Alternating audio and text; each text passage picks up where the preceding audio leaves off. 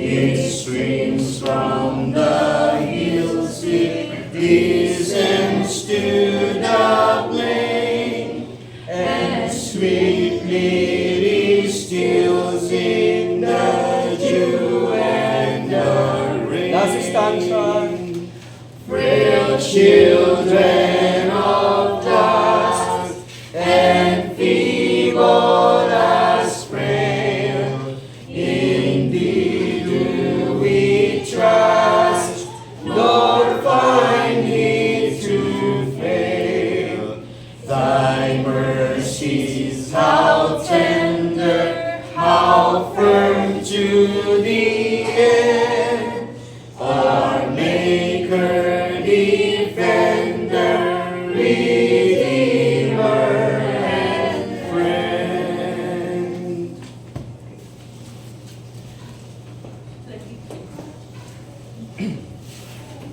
Thank you, Pastor Roy. So, mga kapatid, buksan po natin yung ating mga Biblia sa 2 Kings chapter 20. Basahin po natin hanggang verse 6, verse 1 to 6. Let's all stand, let us read together. Chapter 20 ng 2 Kings, verse 1 to 6. Diyan po kayo. Okay, let's read verse 1 to 6. Ready, go. In those days was Hezekiah sick unto death, and the prophet Isaiah, the son of Amos, came to him, and said to him, Thus saith the Lord, set thine hands to the Lord, for thou shalt die, and not live. Then he turned his face to the wall and prayed unto the Lord, saying, I beseech thee, O Lord, remember now how I have walked before thee in truth, and with a perfect heart, and have done that which is good in thy sight. And Hezekiah wept sore.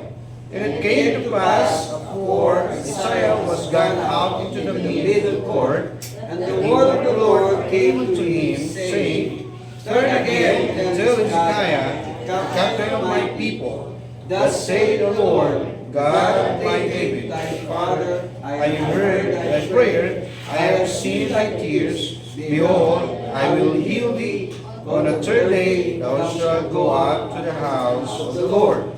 And I will add unto days 15 years, and I will deliver thee the city out of the hand of the king of Assyria, and I will defend the city for my own sake and for my servant David's sake. Manalangin tayo. Panginoong Diyos, iyo pong pagpalain ang mga pag-aaralan po namin sa umagang ito. Samahan po kami nawa ng Banal Espiritu sa aming pong pag-aaral.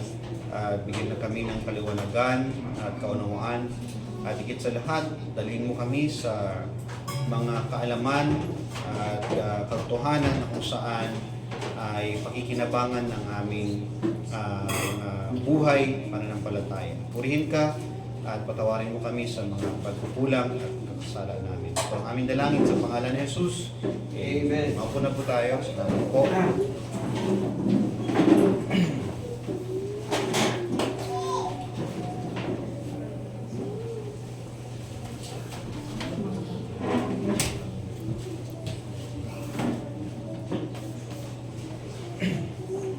Pinag-aralan natin, no, in connection po sa topic ni Pastor Roy is about the laws. Isa po sa dahilan kung bakit po ang Israel ay nagkawatak-watak. No? Actually, sa ating pong binasa ay nasa kalagayan sila na kung saan ay majority po ng mga Israelita ay na-exile na. So wala nang Northern Kingdom, Judah, no? The Southern Kingdom is ay napakamaliit na po. They were just called a city, no? City na lang sila, hindi na sila masasabing katulad ng kingdom.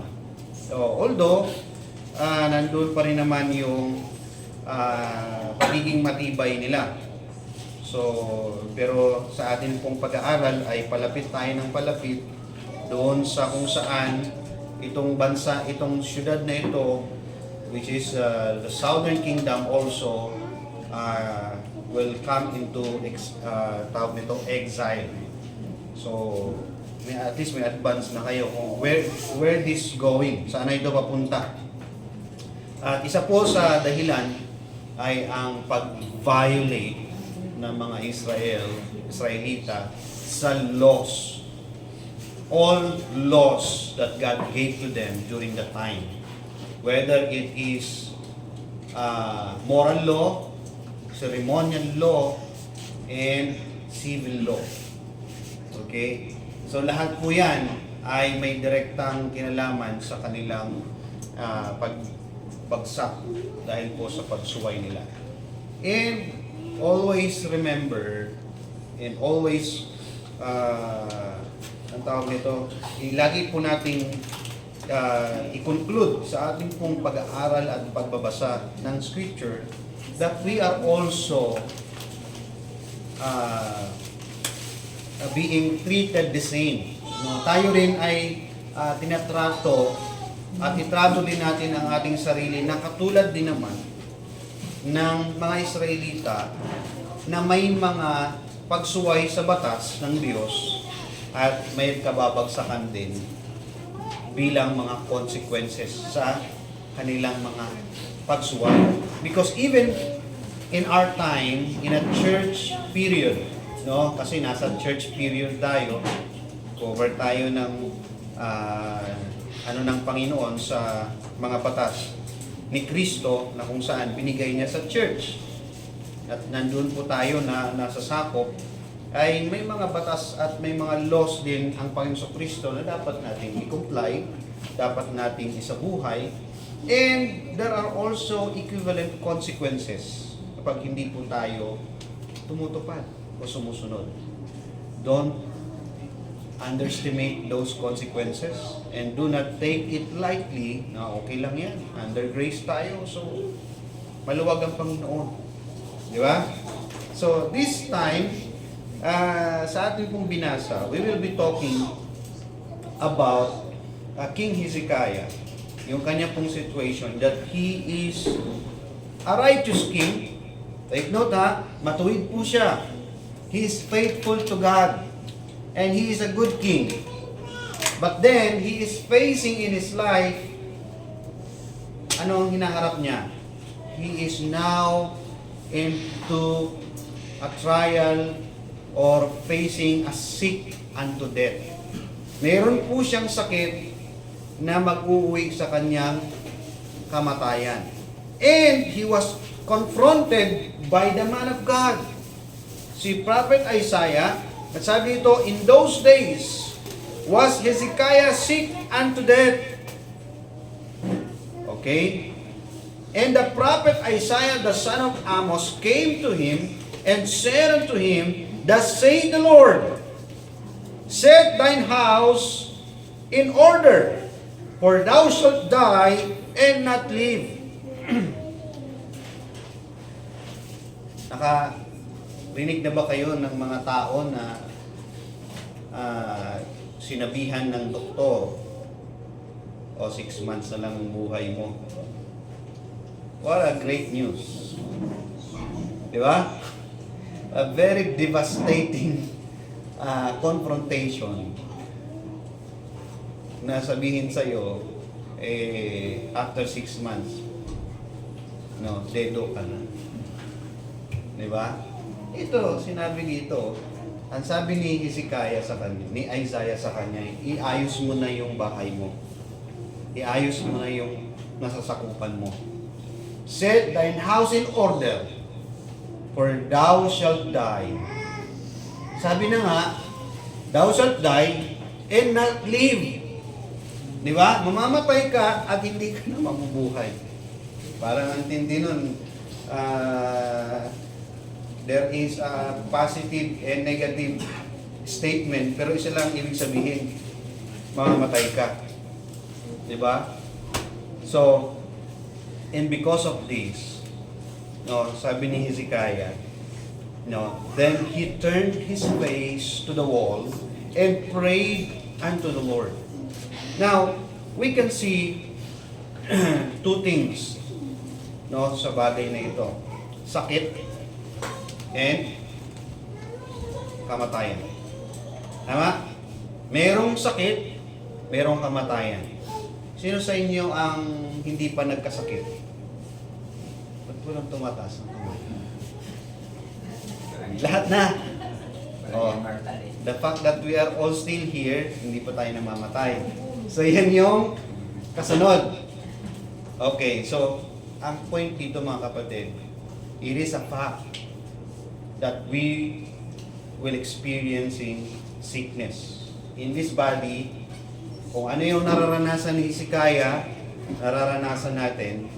At sa karamdaman, no, it is happening to all, both for the righteous and the wicked. Huwag mo sabihin, righteous ako, kaya I will not experience that sick unto death. Righteous ako, and so therefore, I can guarantee na hindi po ako tatablan ng anumang matinding karamdaman. We cannot be sure to that, di ba? Hindi mo kayang i-assure yan. Ito nga, si King Hezekiah, righteous siya eh.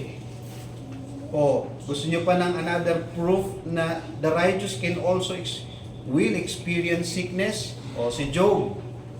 Ang tindi yung kay Job, talagang ang Panginoon pa nag-declare sa kanya na he is righteous and no one like him on the earth. Pero tingnan mo, hindi niya mapinta ang kanyang sarili sa karamdamang inabot niya.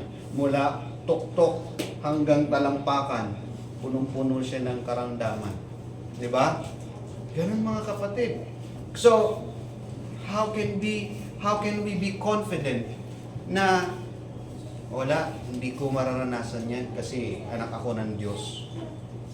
Di ba? We cannot. That is the fact that all of us, all people, both righteous and wicked, will experience sickness. Kaya, huwag mo gawing, huwag nating paninindigan o pangahawakan na anak ako ng Diyos, so therefore hindi ako pwedeng magkasakit. Okay? Lalo na yung kamatayan. Because even the great man of God and faithful, they're all gone in this life. Di ba? David, nawala na. Si Job, nawala na. Even the very person that we are talking right now, King Hezekiah, namatay din siya eh. So, that is one of the truth that we are actually facing today. We are running into our death. Di ba? Every one day past is a day closer to our conclusion, which is death.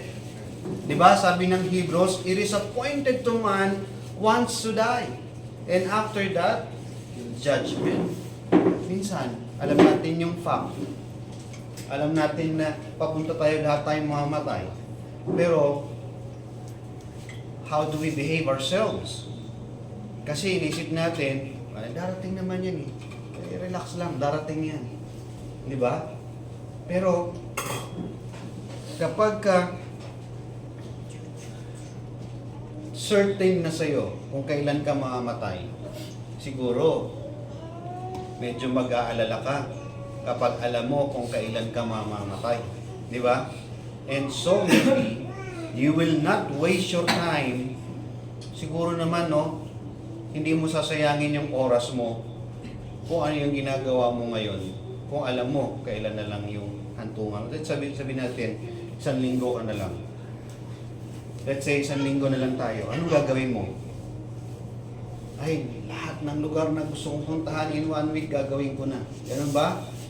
Eh, paano kung wala kang pera? Di ba? So, mga kapatid, what's the point here? Na during sickness, pag tayo nagkakasakit, what will be, what is our realization kapag tayo ay nagkakasakit? Nilagnat ka, inuubo ka, kung ano mang karamdaman, ano ba nare-realize mo? How do you translate that experience, no, yung experience mo na yan, no, in your service to God. I'm asking that, no, in assuming that you are a child of God, no, assuming that you love the Lord, assuming that you believe that your life comes from God, assuming that your life was given in purpose to serve God. Tinatanong natin yan, kung nagkakasakit ka sa panahon na nagkakasakit ka, anong iniisip mo? Ano nare-realize mo? Kasi, eto gusto ko lang puntuhin. Kapag nagkasakit ka, di ba napipilitan kang magpahinga? Tama? Yung trabaho mo na hindi mo maiwan, iiwanan mo eh. Lahat ng mga bagay na hindi mo gustong iwanan, pag nagkasakit ka, iniiwan mo yan. Because you have no choice. Paano mo gagawin magtrabaho? Magbantay ka nga ng anak mo, di mo magagawa pag may sakit ka eh. Promise. No? At some point, pipilitin mo kung kaya mo pa. Kung may strength ka, pero kung halos hindi ka na makagulapay, makakaya mo? Hindi. So, there must be someone na tutulong sa'yo para alagaan mo yung mga anak mo. Because you are being pinned down by the situation na wala kang kayang gawin. Di ba? You have no choice. Because you were natanggalan ka na ng ability to do what you have to do. Di ba? Yung mga bagay na hindi mo maiwanan na wala kang sakit, it means that is very important. Tama? Kaya hindi mo siya maiwanan, napakahalaga yun. Okay? But the question is, how that important to you when the comparison is your service to God? Gaano ba ka-importante nga yung mga bagay na yan?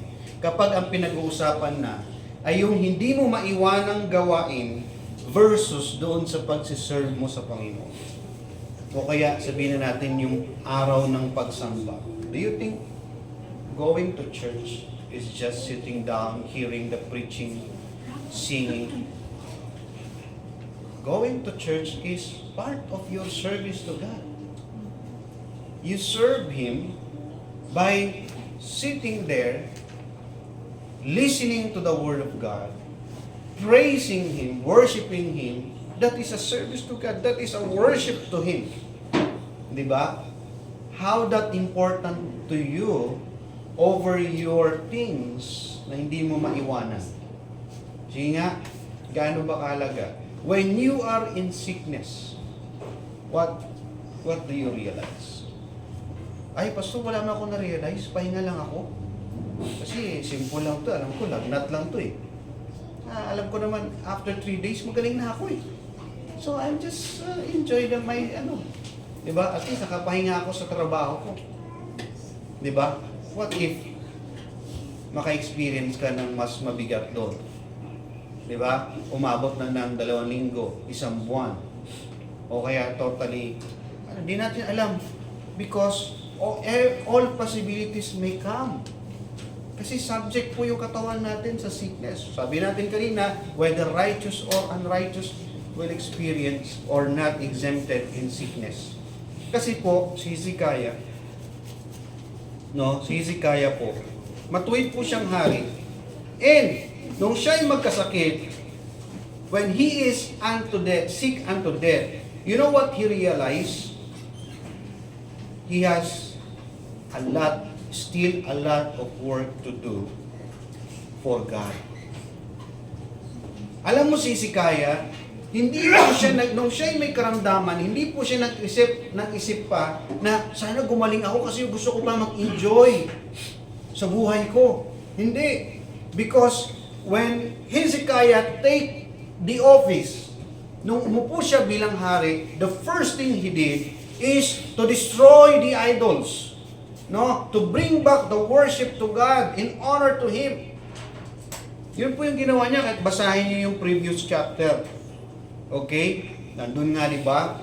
When he was being bullied by the Assyrians, anong binubuli siya ng Assyrian? Sabi niya, keep silent, for the Lord is with us. Di ba? He just pray and tell to the people, mag-pray lang kayo, God is with us. But this time, he was sick. No? Kasi yung faithfulness ni Hezekiah ay na-influence o dumaloy sa kanila. Kaya hindi pa sila na-exile, hindi pa sila nasasako that time. Pero, marami pa siyang gagawin. But what he did is, when he was in sickness, he turned his face to the wall and prayed to the Lord. Dito po, ang kaibahan ni Hezekiah, when he turned himself to the wall, he is not asking forgiveness. Hindi po siya humihingi ng patawad. Panginoon, patawarin mo ko sa mga pagsuway ko. Patawarin mo ko sa mga ginawa kong kalokohan sa buhay ko, kaya umabot ako dito. No. What he is praying, he is pleading to God. Nasabi niya, Lord, no, I beseech thee, O Lord, remember now that I have walked before thee in truth and with a perfect heart, and have done that which is good in thy sight. And Hezekiah wept sore. He pleaded to God and prayed to God, bargaining, no, to God that, Lord, remember me. Alalahanin mo, Panginoon, yung pagtatapat ko. Diba? Because I know, I walk before, sincere po ako sa pagsunod ko sa alam kong totoo. Brethren, do not even think na sabihin natin o isipin natin, Pastor, hindi ko po alam kung ano ang kalooban ng Diyos ngayon.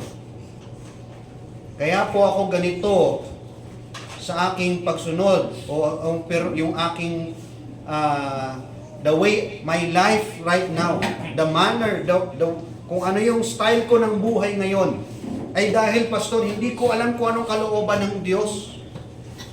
Hindi ko alam eh. Kalooban ba ng Panginoon na magsamba ako tuwing linggo? Kalooban ba ng Panginoon na mag-pray ako? Mag-devotion ako, mag-share ako ng Word of God, o whatsoever. Kalooban ba ng Panginoon? Hindi ko alam eh, kung kalooban ng Panginoon yan. No, we cannot say that. Dahil ang mga bagay na yan, nasa Bible mo yan. Diba? Nandyan yan lahat sa Bible mo. Okay? Pero ito yung tingnan mo. Kung naku-confuse ka o hindi mo masabi kung ano ang kalooban ng Panginoon, siguro naman alam mo kung ano ang hindi kalooban ng Panginoon. You are very, very sure, I believe, that what you are doing right now, kung ano yung mga ginagawa mo, ikaw nakakaalam nun. Whether it is open to public or even in secret, na ikaw lang ang nakakaalam. But I believe, and sure ako dyan, alam mo kung God's will yan o hindi. Okay? Sigurado yan na alam mo kung kalooban ng Panginoon o hindi. Now, King Hezekiah, when he was in sickness, anong ginawa niya? When he was sick unto death, he pleaded to God and asked the Lord to remember His faithfulness to him. No, doesn't mean that if we do this, doesn't mean that Hezekiah did this ay may utang na loob ang Diyos sa kanya. Hindi po yun ang ibig sabihin. And I'm not also insinuating, hindi ko sinasabi o hindi ko gustong ipunto sa atin na magpaka-faithful kayo ha, para pag nagkasakit kayo o kaya maramdaman nyo ay pwede nyong singilin ang Panginoon. Hindi po ganon. Ang point lang dito ay at least iba ang iyong pleadings. Iba ang demeanor mo. Na alam mo, sa loob mo, na itong mga bagay na pinagdaanan mo ay kumbaga sa sarili mo maaaring sabihin mo sa Panginoon na, Lord, alalahanin mo po yung mga bagay. Alalahanin mo. Kung luluobin mo lang naman. Di ba? Pero hindi natin pwedeng sabihin na, Lord, baka makalimutan mo yung pagsunod ko. Hindi mo pagbigyan na extend yung buhay ko. Di ba? So, wala naman pong ganong punto. Now, this morning, we will talk about sick unto death / extended blessings. Ito pong kay King Hezekiah, yung kanya pong karanasan, mamamatay, ano na yun sigura declaration of yung kanyang kamatayan na But then, yung scenario na to ay naging blessing pa sa kanya. Why? Because the Lord heard his pleading. No? Pinakinggan ng Panginoon ang pleading niya. Kaya sa verse 4, sabi dito, and it came to pass for Isaiah, no? Bago pa sa Isaiah makaalis doon sa middle court, no? That the word of the Lord came unto him saying, turn again, no? Bumalik ka and tell Hezekiah, no, the captain of my people, thus saith the Lord God, that God, the God of David thy father, I have heard thy prayer, I have seen thy tears. Okay? Behold, I will heal thee. On the third day, thou shalt go up unto the house of the Lord. So, sabi ng Panginoon sa kanya, pagagalingin kita. Una, pinakinggan ko yung panalangin mo. Una, pakinggan ko ang panalangin mo. Nakita ko ang pagtangis mo. Ano yung sabihin dito? I have seen your sincerity.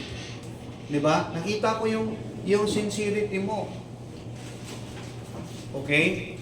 Sabi niya, pagagalingin kita at sa ikatlong araw, mag-worship ka sa akin. Di kasi siya nakaka-worship na Kasi paano siya maka-worship na? Bedridden na siya. Diba? Yung sick unto death na yun, talagang totally, not bedridden actually, but very, very ill na siya. Siya maka-perform. Okay? So, sabi ng Panginoon, yung extended blessing sa kanya sa verse 6. Sabi dito, I will add unto thy days 15 years, and I will deliver thee and this city out of the hand of King Assyria. And I will defend this city for mine own sake and for my servant David's sake. Hindi ba't extended blessing ito, mga kapatid? Hezekiah was blessed by God already from day one of his reign. Yung maintindihan niya lang yung truth, yung ma-comply niya lang yung truth, kung titingnan mo, blessing na yun sa kanya Di ba? Kasi naintindihan niya nakasunod siya It's already a blessing in his life. Okay? Pero nung nagkasakit siya, no, yung pain at yung sitwasyon na yun, discouraging on his part yun. Okay? Kahit sino naman, naglilingkod ka sa Panginoon, tapos magkasakit ka. Diba? In our natural, yung natural natin bilang tao, siyempre, iindahin mo talaga yun. Okay? At yun at piniplead niya talaga sa Panginoon. Pero nung kinausap niya ni Isaiah, ayusin mo na yung tahanan mo kasi mamamatay ka na, hindi ka na mabubuhay. Kasi hindi niya pa ginagawa yun He's still hoping that the Lord may heal him. Ay sinabihan na siyang gano'n, hagulhol siya kasi wala na pala siyang aasahan Di ba? I believe na umaasa pa siya sa Panginoon Kaya lang, kinonfronta na siya man of God. O, di ba? Kaya mas matindi pala sa doktor yung man of God pag nagsabi, tanim bukas, wala ka na. Di ba? Well, kay Isaiah yun, hindi sa pastor. Di ba? Matindi yun. Pinaniwalaan talaga ni King Hezekiah kasi salita ng Diyos yung sinasabi ng prophet. Doon siya umagulhol kasi it seems wala na siyang aasahan. Pero yung paghagulhol niya, nagkaroon siya ngayon ng pang-plead. Bakit? Tapat siya sa Panginoon. Meron siyang pang-plead kasi meron siyang sinunod, meron siyang ginawa. 'Di ba? Hindi niya panumbat sa Panginoon 'yon, but at least pang-plead niya. No? At least may yung sincerity makita doon na gusto niya pang magpagamit sa Panginoon. 'Di ba? Mga kapatid, paano ba tayo mag-pray? 'Di ba? Pag kayo nagkakasakit, matinding karamdaman, inabot yung nakaranasan niyo ba yun? Hindi pa. Nakapag-pray ba kayo na, Lord, pag gumaling ako, ipapangako ko, Panginoon, hindi na talaga ako sa sideway pa. Wala pa ba? Sige, intay. At least narinig niyo to, ha? No, I mean, mga kapatid, I hope we will not reach this point. Yun yung point eh. Sana hindi natin dumating sa ganitong punto na kailangan mo pang mag-plead sa Panginoon at pangakuan siya na, Lord, pag umokay ako, mas magtitinok na po ako. Di ba? Huwag na sana dumating sa ganon. Kasi baka hindi natin kaya yung position ni Hezekiah na when he was still in a good condition, talagang faithful si Hezekiah eh. Diba? Faithful talaga siya. And, hindi naman siya nangako sa Panginoon, Lord, pag pinagaling mo ko, tatalunin ko yung Assyria. Hindi ganun eh. Wala siyang pinangako. He just saying, Lord, remember me. Diba? So, anong gusto nating mangyari? That when we were, kapag haharapin natin, buti yung yung iba, yung mga ibang mga mananampalataya, ibang tao, diretso na eh. Hindi na abot sa ganito na dadaan pa sa proseso na magkasakit hanggang sa mamatay. Yung iba, sudden death, di ba? Pagkas talagang matinding mga judgment ng Panginoon. Pero kapag dinaan tayo ng ganito, dumadaan tayo sa ganito, ma-realize natin, Lord, every possibility pwede mangyari. No, I'm not imputing worries unto us. Hindi po worries ang pinupunto, kundi readiness of our mind and heart. No, kasi what nangyayari po yan at nangyari na nga, di ba? Yan ang nakita natin. So, ang kaibahan lang po dito, no, because when there is extended blessing, it is not guaranteed to all. Diba? Hindi po garantiya sa lahat na when we ask God for extended blessing, hindi po guarantee na the Lord will grant. Hindi naman ganun eh. Because it is still from nasa sovereignty pa rin ng Panginoon kung i-grant niya o hindi. But kung i-grant niya, mapalad ka. Kung hindi niya i-grant, hindi nagkakasala ang Panginoon. Di ba? Hindi nababawasan o nawawala ang kanyang pagiging righteous if He will not grant any pardon or request from us. Even you are so very faithful. Di ba? Because ang point nito is why we need extension or asking for more when we are already given much. Tama? Bakit tayo hihingi pa ng higit kung binibigyan na tayo ng sapat? I believe that each day in our lives is sufficient for our work. No? sa purpose ng Panginoon. Ano ba ang purpose ng Panginoon? Ba't tayo pinubuhay every day? Di ba? Alam natin yan.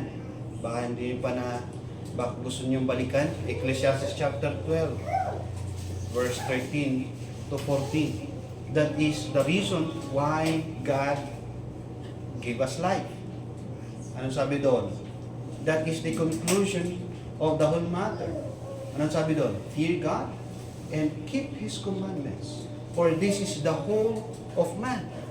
So, hindi na natin kailangan pang hintayin na mag-plead tayo ng extension because God already gave us sufficient and plenty of time. No? Seek unto death, no, is an extension, no, is a way to see the extended blessing of God.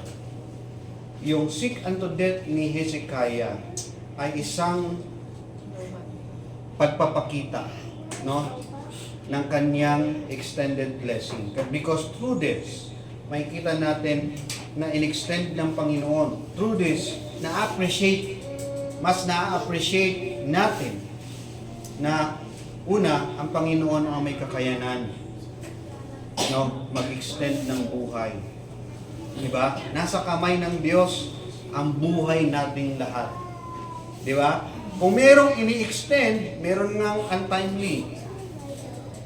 Nakakita niyo po ba yun? Yung idea na merong untimely death na hindi pa naman dapat.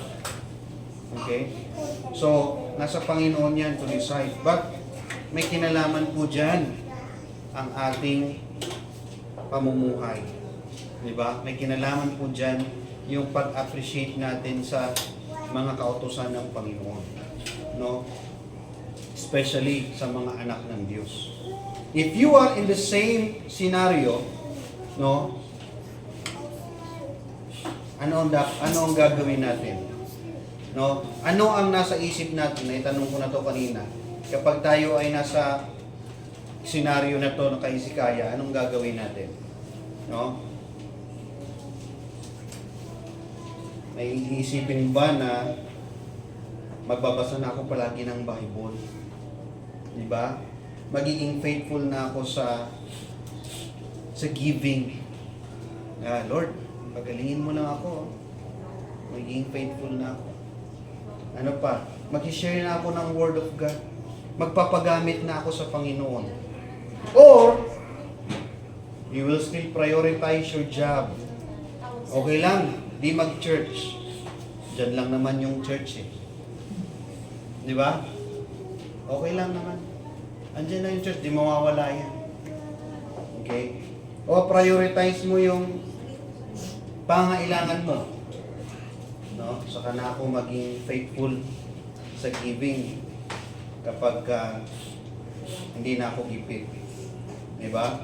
O kaya, ipa-prioritize mo yung FB mo, YouTube mo, o game, movies. Di ba? Saka na muna yung Bible. Diba? No need to devote your prayer or personal prayer. If you are in this scenario, what would be your thinking? Diba?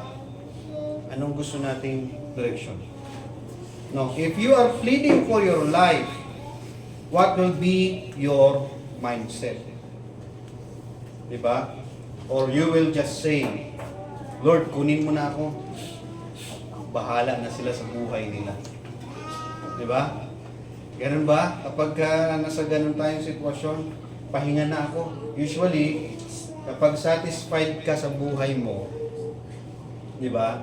Pwede mo ito sambitin. Minsan, diba, pag satisfied ka, isipin mo, okay na. But more often, pag hindi ka satisfied, meron ka pang regret palagi at parang may gusto ka pang gawin. And you are asking for more time. Sometimes nga, kung pwede lang ibalik ang panahon, we think of that, di ba? Pwede lang ibalik yung time. Iibahin ko yung manner ko, iibahin ko yung diskarte ko, iibahin ko yung mga decision ko. Kung pwede ko lang ibalik, mas i-apply ko ang salita ng Diyos. Tagal-tagal ko nang napapakinggan yun kay pastor eh. Tagal-tagal ko nang nababasa yun eh. Kaya lang hindi ko magawa-gawa. Lord, pagalingin mo lang ako, kaya ibalik mo yung sitwasyon. Gagawin ko po lahat yun. Ganun ba? Are you gonna wait for that? No? As we can see, Hezekiah, he turned his face to the wall immediately. Di ba? He humbled and plead instead of boasting. Instead of, ano yung sa Tagalog yung nagtatampo? Ano sa English yung nagtatampo? Resentful. Instead na nagtatampo siya, meron ganun kasi. Lord, faithful naman ako sa'yo. Tapos kinilagtan mo, sinaktan mo ako o ano, nagtampo ka na. Bahala ka na nga dyan, Lord. Di ba? Ganun ba? Instead of being resentful, he humbled himself. And he plead for his life. No? Actually, yung sinasabi niya, remember his, yung faithfulness niya. It's actually a pleading. No? Actually, brethren, every day is an extended blessings of God. Tingnan natin po mga kapatid, araw-araw. When God extend our life, doesn't mean He owes something from us. Tandaan po natin yan. Araw-araw, bawat lumipas. Kasi bakit extension? Because every day, we cannot say that, Lord, I deserve to live today. The reason why I live on that day, yesterday, Lord, the reason why I live and I'm not dead yesterday, because I deserve, Lord. I did all the good things you asked me. If you cannot stand confidently by that, then it's actually extended day for you today. Di ba? Kahapon ba, wala tayong kalokohang naisip, nagawa? Isang linggo, isang taon. Gaano karaming mga kasalanan yung ating na pumasok sa isip natin? Can we say, Lord, deserve ko yun? Or we can say, Lord, this is an extended day of my life. Because out of my sins, you still allow me to live. Every day is an extended life. And when God extends your life, doesn't mean God owes something from us. No? He extend our life, He extend blessing because, number one, He is merciful. He is merciful. Yan po yung makikita natin sa verse 5 and 6. Turn again and tell Hezekiah, the captain of my people. Now, say the Lord, the God of David, thy father. And sabi ito, I have heard thy prayer. Kahabagan ng Panginoon yun. I have seen thy tears. Mercy ng Panginoon yan. Ano pa? Behold, I will heal thee. No? Ano naman kung faithful ka? Di ba? Utang na loob ba ng Diyos yun? When Hezekiah said, Lord, remember I walk in truth. Ano naman? Ano naman kung sumunod ka sa katotohanan? Utang na loob ko na ba yun? Na hindi ka na dapat mamatay? O should I pay your faithfulness? Hindi, di ba? The reason why Hezekiah extended by God, because He is merciful. The same thing sa atin mga kapatid. Hindi nga tayo makapag-plead sa Panginoon katulad ni Hezekiah eh. Hindi nga natin ma-plead, Lord. Ganito, hindi. Parang yung confident ni Hezekiah, hindi ko alam kung kaya natin gawin yon. Right? Katulad din ni Job. But then, because of His mercy, we are not consumed. In Philippians chapter 2, verse 27, di ba si Paul, anong sabi niya, nung nag-ministry si Epaphroditus sa kanya? Sabi niya, grabe to si Epaphroditus, na kahit sa kanyang pag-ministry sa akin, nagkasakit siya, that sickness unto death. The same thing eh. Pero tingnan mo si Epaphroditus. Hindi po siya nagpahinder sa inabot niya. And makikita mo kay Epaphroditus, kahit sinapit niya nung halos mamatay siya sa pag-ministry kay Paul sa Panginoon, hindi po siya naging resentful o hindi po siya tumalikod sa Panginoon. Sabi ng Panginoon kay Hezekiah, I will heal thee, I will add 15 years. Hindi lang yun, I will deliver or defend this city. Hindi ba extended blessing ng Panginoon yan? Why? Because of His mercy. In Psalms 145, mga kapatid, open our Bible in Psalms 145, verse 8. Psalms 145, verse 8. Sabi po dito, the Lord is gracious and full of compassion, slow to anger, and of great mercy. Napaka-gracious, napaka-great ng mercy ng Panginoon. Kaya mga kapatid, always remember that each day passed in our life, no, it is always touched with His mercy. It is because of His graciousness. Sana matouch tayo ng mga salita na yan ng Panginoon. And we should submit ourselves, and at least wag nating i-take advantage yung kapagiging mahabagi ng Panginoon for us to abuse Him. Diba? Sabi sa Lamentations chapter 3, 21, 23, ang sabi doon, it is of the Lord's mercy that we are not consumed. Ang sabi doon, great is thy faithfulness. Grabe. No? Grabe ang faithfulness ng Panginoon. Because He is not faithful to you. Because He is faithful to Himself. That He will not deny Himself.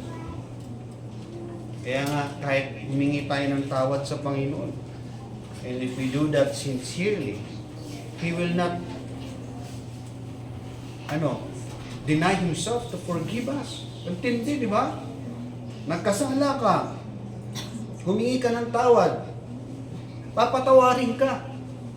Hindi dahil obligado siya magpatawad sa iyo, kundi He cannot deny Himself. Basahin niyo yung sa 1 John. He will not deny Himself because He is righteous, He is great in mercy. Napaka-palad lang natin, ini-spare tayo ng Panginoon. Di ba? Kaya ang church, ito yung lugar kung saan iahayag talaga yung mercy ng Panginoon. Makikita nyo dito na hindi tayo nabubuhay at nag-i-exist lang dahil wala lang. Even those people are nasa labas natin, ignorant sila about why they still alive. Diba? But they cannot say to God na, na wala lang yun. Diba? They cannot proclaim to God either na kaya sila nagpapatuloy sa buhay nila dahil sa mercy ng Panginoon. Hindi man nila kilalang Panginoon. Pero ikaw, tayo, ay dapat tama ang lingwahe, tama ang mindset natin. No? He extends His blessing because He is merciful. Not only that, because of His glory. No? He extends His mercy or His blessing because of His glory. Ano sabi sa verse 6? Sabi sa verse 6, no, I will add unto thy days 15 years. I will deliver thee in this city out of the hand of the king of Assyria. I will defend this city for my own sake. Yung salitang for my own sake. And for my servant David's sake. It speaks of his glory. Yung sabi niya, for my own sake. For my own glory. Di ba? Even in sickness. Even in our sickness. Or incapability is not an issue of the Lord's glory to compromise. Ang point dito mga kapatid, kahit sa karamdaman, kahit sa inability natin or incapability, that will not be a hinder or issue for God's glory. At hindi rin yan magiging issue para mabahiran yung kanyang glory. Di ba? Meron bang magsasabi, nagkasakit siya, o so therefore hindi nakalugod-lugod ang Panginoon? Okay? Kung ang isang anak ng Diyos ay magkasakit, hindi yan kapintasan ng Diyos.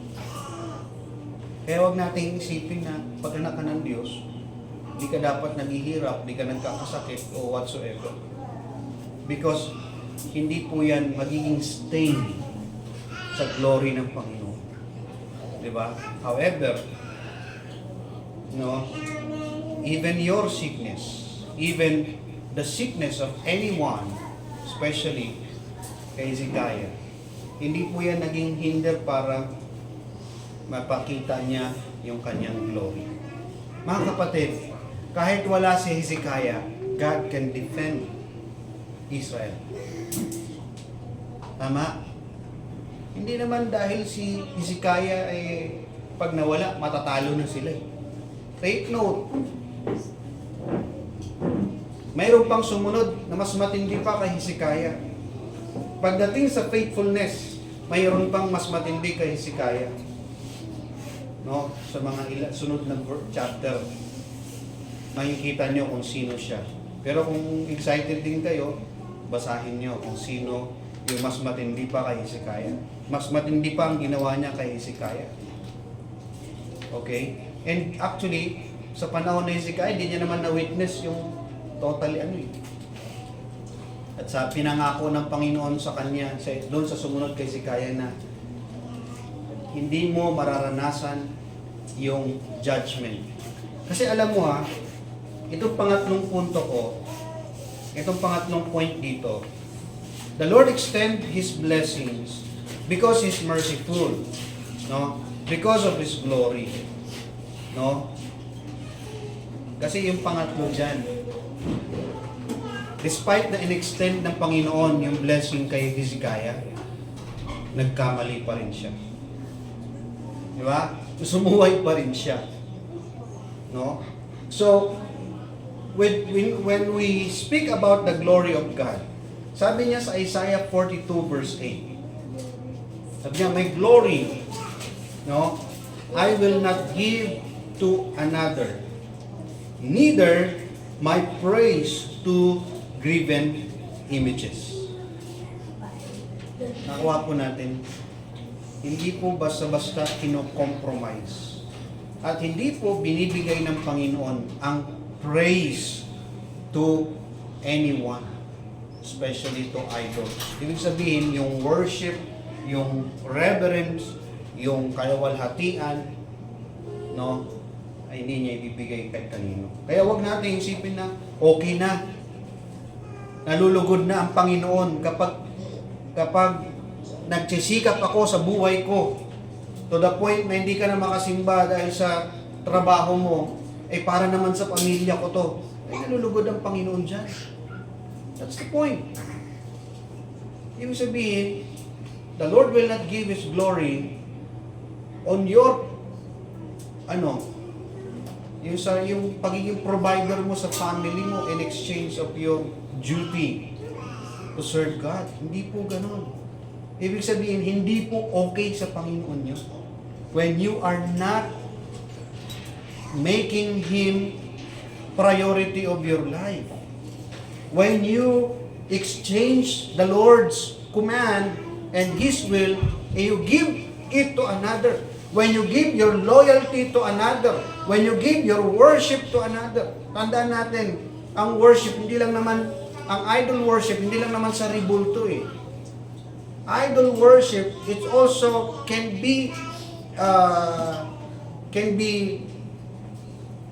pwede ring maibaling yan sa pera, sa tao, sa trabaho. Because kaya dinadivert mo yung panahon mo dyan. Kasi nakikita mo, less valuable ito.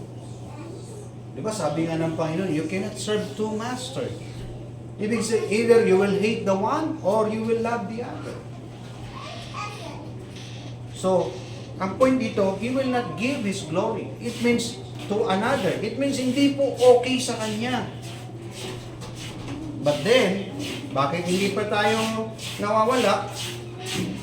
Because of His mercy. Diba? Because of His glory. Anyway, sabi dito, Isaiah 43 verse 7, I have created my glory. For my glory. Even our deaths, our death falls to the glorious pleasure in the sight of the Lord. Diba sabi nga niya, the death of His saints is pleasing in the eyes, in the sight of the Lord. Kahit po hindi na in-extend ng Panginoon si Hezekiah, still, it pleases God. Still, it's God's glory. Diba? Tayo rin mga kapatid yun lang ang natin, isang makikita natin na the death of His saints is pleasing to God. Why? Because this is not a final life. Because He gave us, He promised, and He prepared a better life. Diba? Pero when God allow you and keep you alive, it means mayroon siyang purpose for still sa buhay mo dito na may kinalaman sa glory niya, na may kinalaman sa kanyang kahabagan. Third, extend blessing not because He is merciful of His glory, and extend His glory, His blessing, does not mean He will ignore judgment. When He extend His blessings, does not mean He will ignore judgment. Ito yung point natin mga kapatid, sa atin, salamin natin. Kapag ang Panginoon, in-extend niya yung buhay natin, even though we are sinning, and yet we still alive, ito extended blessing na yun ng Panginoon. Kahit hindi ka faithful sa giving mo, kumakain ka pa rin. May provision pa rin ng Panginoon. Tama? Or we will live to believe na okay lang kung ano lang ibigay ko sa Panginoon. Do you think ganun lang talaga? Wala akong nakikitang hahayaan ka lang ng Panginoon kung ano yung gusto mong ibigay. Merong basis ang Panginoon palagi, whether you are faithful or not. And we are always accountable to God by that. Okay, accountable tayo. Pero okay lang, kahit hindi ka mag-faithful dyan. Marami namang Kristyano. Tuloy-tuloy Hindi sila, wala silang pakialam whether, pero yung ibang mga faithful, nagtitestify sila. Hindi nagyayabang, kundi nag-i-encourage sila. Why? Because they are joyful when they see the ministry progress. When the ministry advance in progress, and they are part of that, They're blessed. Tapos, nakita rin, na-experience din nila yung pag-iingat at protection ng Panginoon sa kanilang mga hanap buhay. But even though you don't, the Lord still provide for your needs. Di ba? Provide pa rin naman ng Panginoon. And that is an extended blessing of God. But, I have to remind you, does not mean He will ignore judgment. Oy, pinalampas na ng Panginoon yan. Okay lang yan. No. And point dito, do not abuse the mercy of God. Do not abuse the grace of God. Sabi nga sa Romans chapter 6 verse 1. Ano sabi doon? Shall we continue in sin that grace may abound? O sabi sa 1 Corinthians chapter 6 verse 9, may binabanggit doon, and the abusers shall not inherit the kingdom of God. Oh. Because we believe that God is merciful, God is extending His mercy every day, and so therefore okay lang. No? Hindi. Meron yan. And sabi niya, He knows to deliver His servants from any danger or temptation, di ba? May sinasabi siyang gano'n. Pero alam niya rin, but He reserved judgment for the wicked. Di ba? Kung ang mga wicked, meron siyang nire-reserve, that's an act of abuse for us. When we have learned the truth and we don't practice it. Di ba? So in conclusion, brethren, no, sabi sa Philippians 1:21, no, we can conclude there. Now, before I conclude pala, gusto ko lang banggitin yung related dun sa point na when God extend His blessing does not mean He will ignore judgment. In verse 16 hanggang 19, basahin natin ha. Sabi dito, and Isaiah said unto Hezekiah, hear the word of the Lord.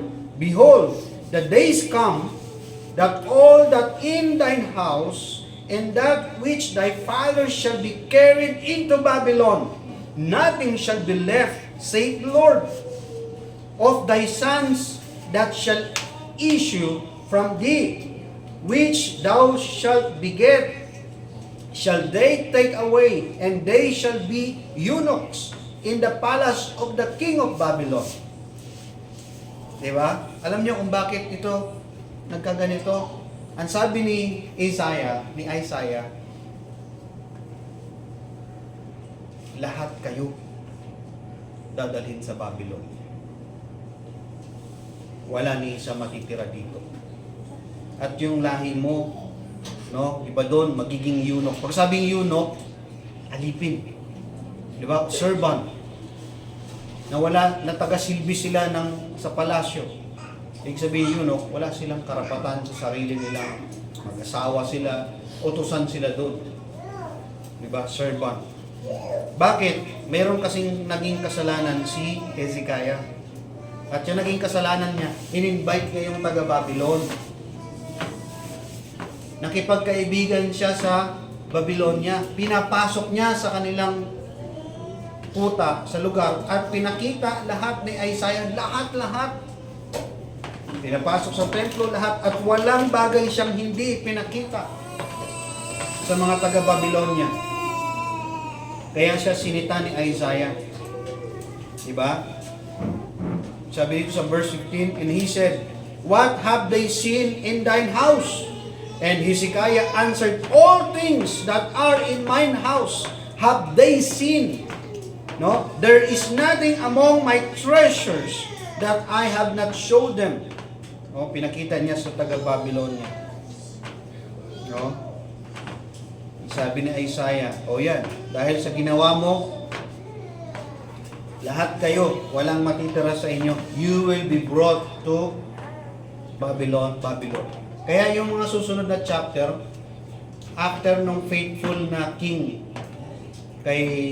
after nung faithful na king na yon na sumunod kay Hezekiah, siguro, after ni Hezekiah, meron pang isa, si Manasseh, at sumunod sa kanya yung faithful na king. After nyan, puro evil king na ulit. hanggang sa ma-exile sila, dinala sila sa Babylonia. Alam niyo pinagagawa, lahat ng mga brave tsaka warrior nila, dinisable ng taga-Babylonia yun. No? Either tinanggalan ng mata, pinutol yun, hindi talaga makakalaba. And lahat. Alam mo, may iniwan naman sa kanila, sa Israel. May iniwan. Pero yung iniwan ng Babylonia is the poorest of the poor. It's like nothing. Hindi makaka-rebuild yun. Alam niyo kung ano yung mga iniiwan noon? Yung mga tinatapon sa, yung mga tinatakwil sa, sa kingdom. No? So, brethren, in conclusion, as we have learned, that when God extends His mercy, huwag kang mapalagay na okay lang sa Panginoon. Na hindi na siya mag-uusga. That He will not judge. Remember, I am not talking about eternal judgment. No, we are talking about time judgment that is relative to our Christian living. That is relative to yung buhay natin dito. No, in connection sa paglingkod natin sa Panginoon. Di ba? So, mga kapatid, sabi ni Paul, no, for me to live is Christ and to die is gain. Either in sickness, it is for Christ. Alam mo si Paul, sabi niya, may karamdaman din siya, piniplead niya sa Panginoon. Diba? Lord, sabi niya, tatlong beses niya hinihiling sa Panginoon, mawala yung sakit niya, hindi nalis ng Panginoon. And it is concluded, yung sabi ng Panginoon, my grace is sufficient for you.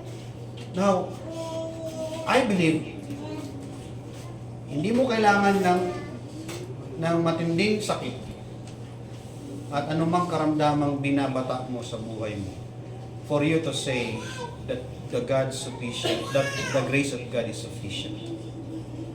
Tama? Because even your sickness, even your pocket sickness is enough to say that the Lord's grace is sufficient. Di ba? Wala kang sakit physically, pero may sakit ka sa bulsa.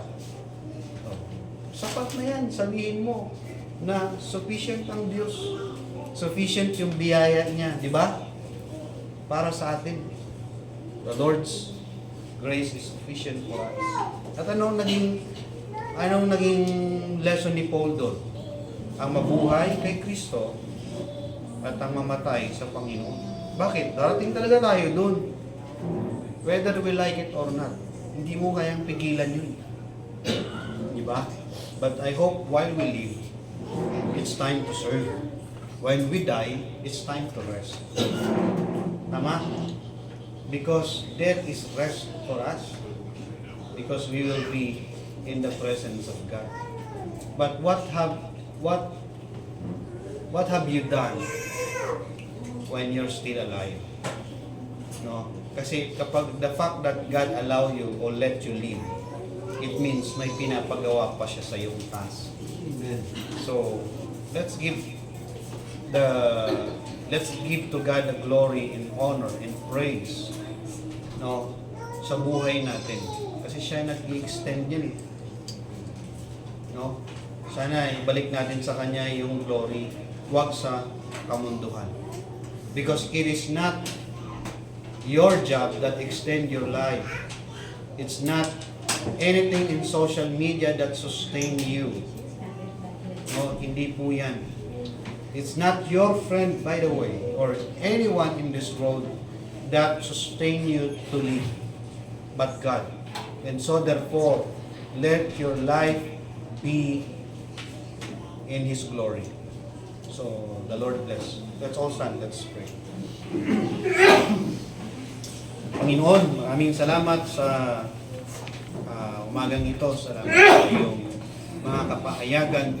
And thank you for bringing us into a pasture of truths kung saan ay nakapag-recharge ang aming mga espiritu, Panginoon. We have seen manna of spiritual manna and food na kung saan magiging beneficial sa aming paglilingkod sa iyo. Pagpalain mo po ang bawat isa. I-bless mo ang aming mga buhay at direksyon. Naway maging masunurin at maging mapagpasakop kami, Panginoon, sa mga kalooban. And we will not let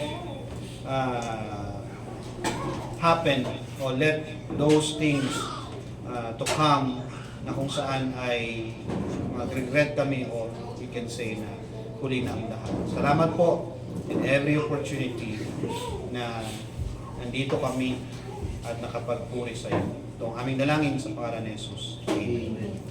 Let's sing unto the Lord.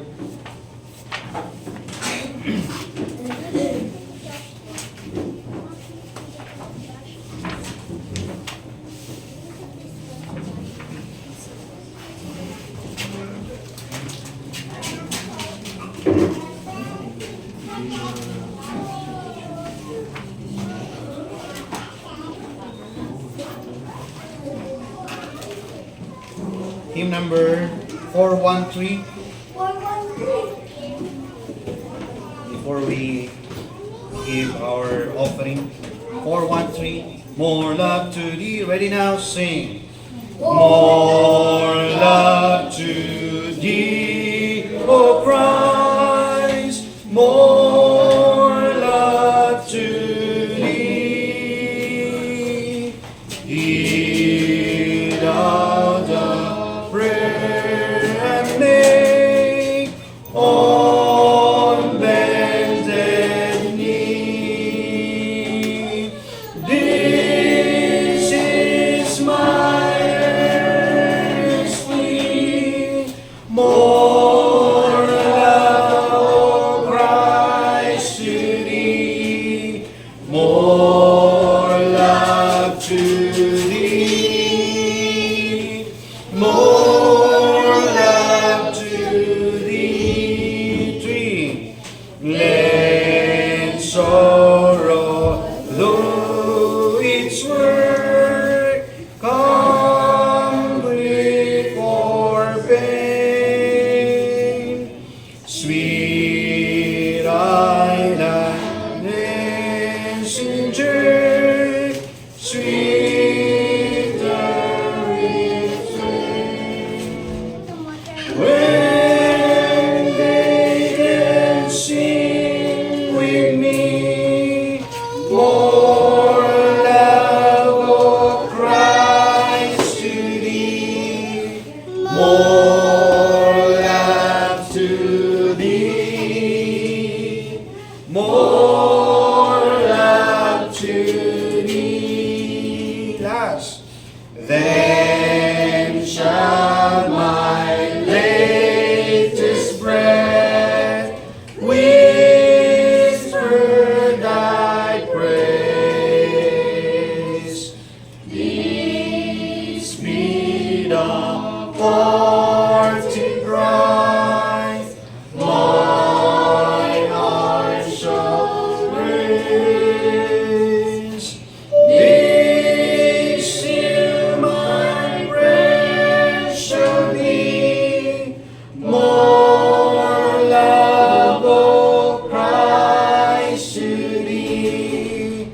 More love to thee.